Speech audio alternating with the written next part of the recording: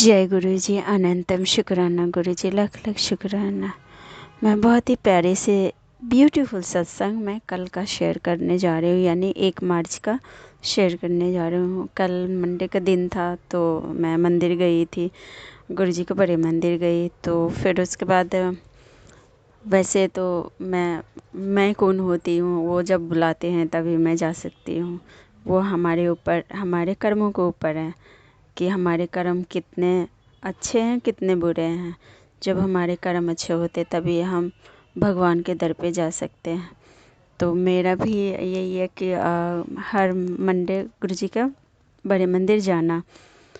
तो कल 1 मार्च था तो कल मैं गई गुरु जी के पास। तो जब मैं मंदिर, मैं लाइन में लगी हुई थी, तो ऐसे मेरे मन में एकदम से वो भाव आया कि गुरुजी क्या कभी मेरे घर आप आएंगे, कब आएंगे मेरे घर, सबके घर आप आते, मेरे घर कब आएंगे। तो फिर उसके बाद बस मन में यही था और मैं अपने उन्हीं के धुन में चलती जा रही थी। तो जब हम अंदर को ऐसे टर्न करते हैं तो वहाँ बिल्कुल गेट पे एक आंटी थी। आंटी ने बोला कि आंटी आप इस लाइन में आ जाओ। तो मैं उस लाइन में जाके खड़ी हो गई। लाइन लगी हुई थी लंबे, तो चेकिंग भी हो रहा था। तो फिर लाइन में लगी हुई थी तो एकदम से बहुत तेज़ फ्रेगनेंस आया, रोज़ का फ्रेगनेंस आया, बहुत ही तेज़ फ्रेगनेंस आया। और फिर मैं इधर उधर देखने लगी कि कहीं वो आंटी तो नहीं लगा रखी है। फिर तेज़ फ्रेगनेंस, फिर मेरे को लगा कि मैं पूछूं कि आपने इतना तेज़ फ्रेगनेंस लगा के खड़े हुए हो।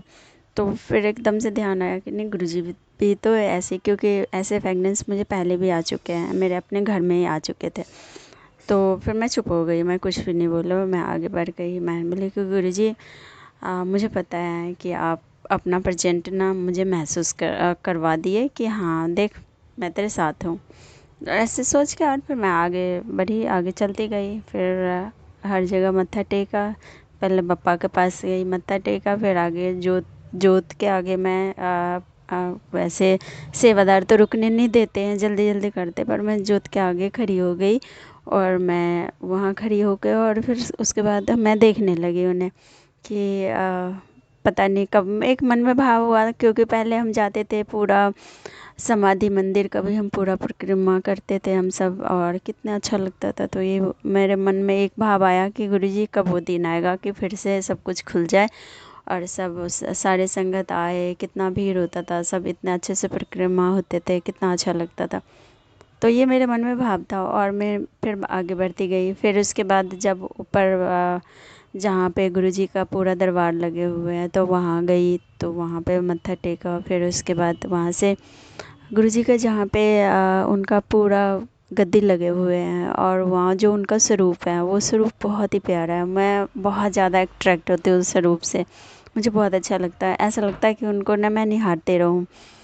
तो फिर मत्था टेका और फिर उसके बाद लाइन बहुत लंबी लगी हुई थी तो सेवादार रुकने दे रहे थे। फिर नीचे मैं उतरने जब लगी तो एक सेवादार खड़े हुए थे। फिर उसके बाद मेरा मन करा कि मैं फिर दोबारा से गुरुजी की तरफ देखूं, एक झलक तो देख लूं।